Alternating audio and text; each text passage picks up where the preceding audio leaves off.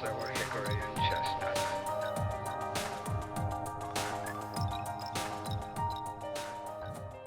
Bonjour et bienvenue sur EMC Events. Aujourd'hui, nous vous retrouvons depuis le Palais de Tokyo pour traiter d'une problématique au cœur de l'actualité, le développement durable.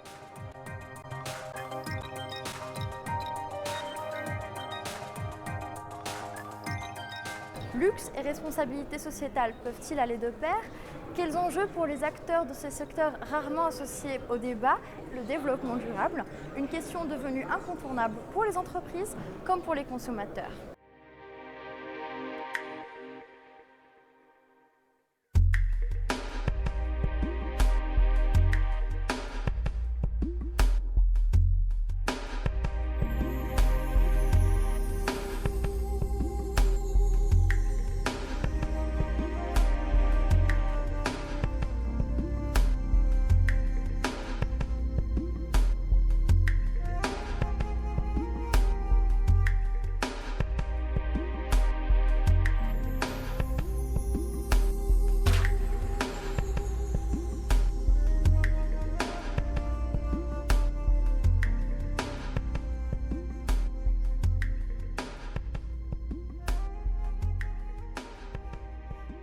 Je suis la fondatrice de la marque Demos. En 2000, je me suis posé des questions en ce qui concerne les salons de coiffure. Je trouvais que le soin était inexistant. Et là, j'ai décidé de créer ma propre marque en disant je vais faire quelque chose qui va donner envie aux clientes de consommer du soin. Cette marque, je la voulais bien-être et beauté du cheveu. Et pour cela, j'ai créé le spa du cheveu. C'est des soins, une ligne de soins courte, avec des rituels de soins de bien-être que je proposais aux coiffeurs.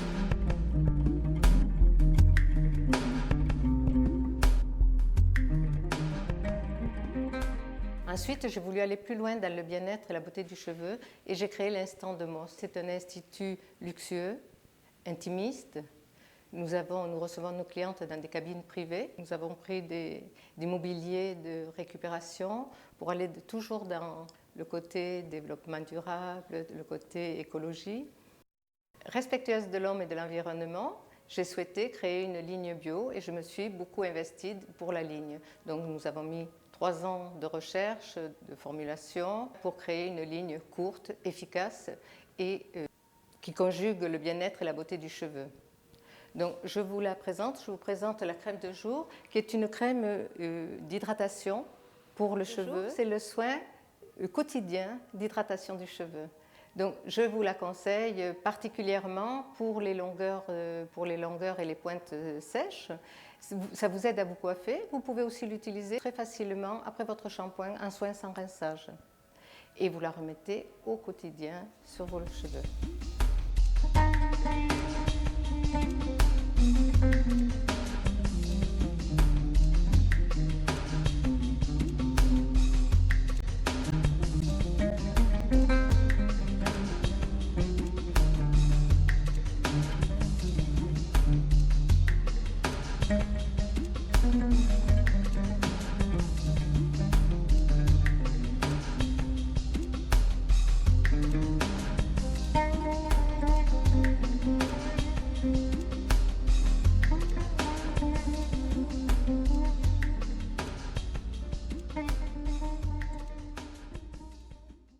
J'ai rencontré lors d'un salon Fabiana Bezerra, qui est une jeune styliste brésilienne que nous avons rencontrée au salon Bijorka. Donc, lorsque nous l'avons rencontrée, elle faisait des bijoux. Elle présentait ses bijoux, des colliers, des boucles d'oreilles, des bracelets, comme vous voyez celui-ci, magnifique. Donc on a vraiment été interpellés par son travail, par la qualité, puis surtout par le support. C'est une herbe qu'on appelle or végétal, qui est une plante qui pousse au nord du Brésil, seulement au nord du Brésil. Et c'est vraiment quelque chose de magnifique qui reste doré comme ceci. C'est pas du tout teint, c'est tout à fait naturel. Et ce qu'on a beaucoup apprécié, c'est ce travail équitable. Elle fait travailler les gens de son pays. Elle crée les modèles et elle fait travailler derrière tous les gens dans son village. Concernant Fabiana, nous avons voulu l'aider. Elle nous a créé des modèles en exclusivité sur l'année. Et nous avons fait une campagne de presse. D'ailleurs, on la voit beaucoup en presse, elle a beaucoup de succès, pour lui permettre d'ouvrir un marché sur la France.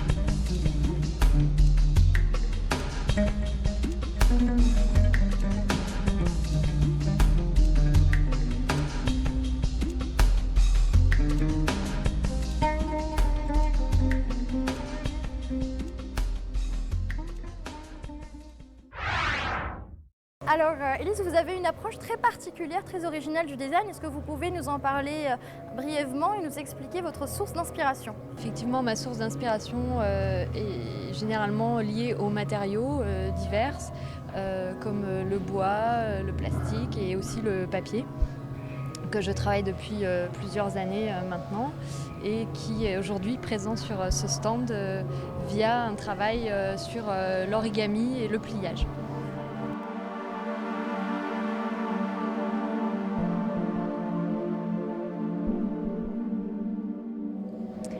Donc ce sont des catalogues périmés ou usagés qui sont en fait récupérés afin de créer par le pli en fait des sculptures totems et leur donner une nouvelle vie esthétique.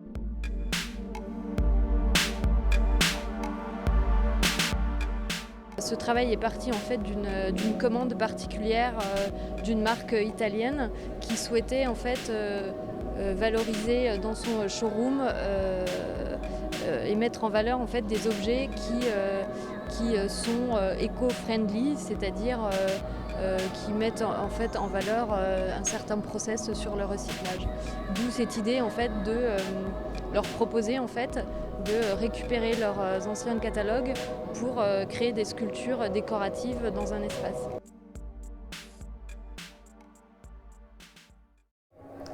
Design sobre et épuré, beau cuir patiné, féminité et fonctionnalité, telle est cette approche d'un nouveau luxe plus responsable et plus moderne qu'a choisi d'adopter Ragazzi Ornamentali.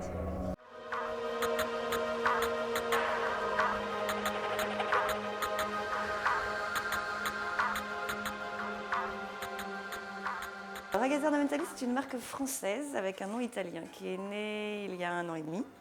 C'est une marque qui a pour vocation de décrire un univers dans sa globalité, un univers féminin. Et un univers qui va à l'encontre de la frénésie actuelle de la mode. Donc, première dérogation à la règle numéro 1 de la mode, Ragazzi Ornamentali propose une collection permanente qui petit à petit va s'étoffer et s'élargir pour en arriver à la description de cet univers global dont je vous parlais. Univers à 360 degrés, on a l'habitude de dire, fait d'abord de maroquinerie parce que c'est le cœur de métier des créatrices, parce que le sac c'est l'objet avant tout, c'est le compagnon, c'est l'objet de toujours. Et puis aller ensuite vers d'autres domaines d'accessoires féminins. On souhaite aller vers la joaillerie, on souhaite aller vers la parfumerie, vers le maquillage. Et toujours avec les mots-clés et les références clés, et je dirais le concept clé qui est artisanat, qualité, des choses faites main, des choses qui durent, qui vieillissent, qui se patinent, des choses qui sont hors mode, qui sont intemporelles et qui vont vieillir avec la femme, des objets que la femme va s'approprier et avec lesquels elle va finir par créer un lien affectif. La raison principale pourquoi on est luxe et développement durable et pourquoi on est là, c'est le principe même et le concept même de la marque qui est de revenir à des choses qui durent, des choses qui sont d'une qualité extrême. Aujourd'hui, on est à la qualité la plus belle qui puisse exister, à la fois en termes de matière qui vont vieillir et se patiner, qu'en termes de confection. C'est des sacs qui sont faits artisanalement, pièce par pièce, à la main. Et donc voilà, le cœur de la participation au 1618, c'est vraiment la démarche générale et la démarche globale et le concept de la marque qui est la qualité ultime, les choses qui restent, les choses qui durent.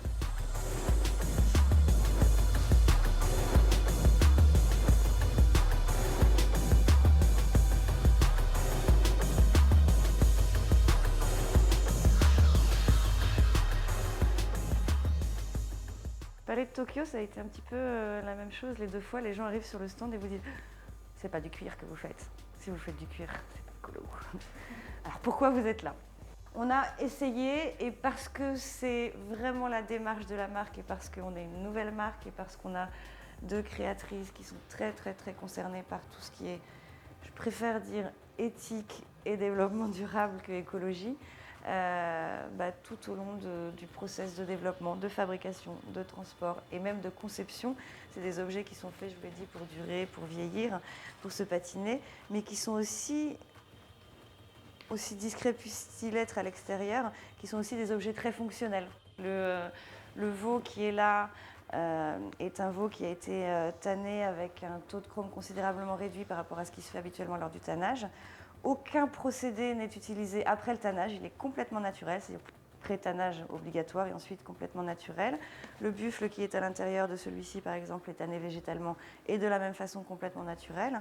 Aucun procédé après tannage. Et puis bon, on peut aller plus loin, on a un dossier, hein, c'est pas ça qui est le plus intéressant, mais les chaînes vont vieillir parce qu'elles sont finies sans solvant, la soie est la plus naturelle qui soit. Après, en termes d'éco-conception, on a essayé à chaque stade de développement du produit de respecter autant que faire se peut l'environnement et de respecter autant que faire se peut les aspects éthiques.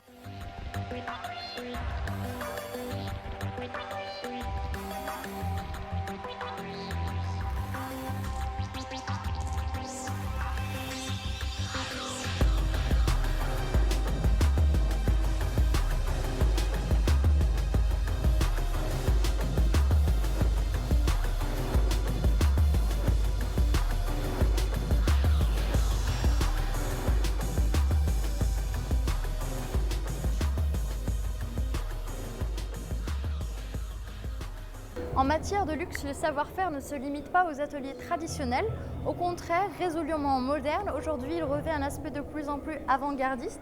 Dans cette optique, nous allons vous présenter une initiative plus qu'originale, Electri, ou comment le luxe devient porte-parole du développement durable.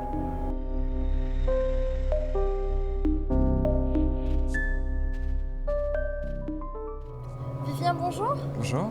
Merci de nous recevoir sur le stand d'Electri. Je crois savoir que vous êtes le concepteur de ce très bel objet. Est-ce que vous pouvez nous en parler un peu plus ? Oui, je peux vous dire que c'est un chargeur universel qui permet en fait de brancher en USB n'importe quel appareil mobile, type téléphone portable ou MP3 ou caméra. Donc les panneaux photovoltaïques vont charger un accumulateur qui est dans la base et c'est cet accumulateur, une fois rechargé, qui va permettre ensuite d'alimenter vos appareils. Comment vous est venue l'inspiration en fait pour concevoir un objet aussi esthétique et original ? C'est une longue histoire, mais pour faire simple, en gros, je me suis dit que les feuilles des arbres étaient en fait des panneaux photovoltaïques et que la nature avait mis des millions d'années à créer une structure pour que ces feuilles soient bien optimisées. Donc ça me paraissait logique en fait de mettre des panneaux photovoltaïques sur une structure d'arbre. Et comme c'est difficile de mettre un arbre chez soi, j'ai réduit la taille pour en faire un bonsaï. Et c'est un objet aussi qui éduque les gens pour montrer très simplement que l'énergie du soleil peut être facilement exploitable au quotidien pour ne serait-ce que les appareils qu'on a dans la poche. Merci de nous avoir suivis et rendez-vous à nouveau sur EMC Events depuis le Palais de Tokyo en compagnie de Carole Van Cotter pour une émission consacrée aux professionnels du tourisme et de l'hôtellerie.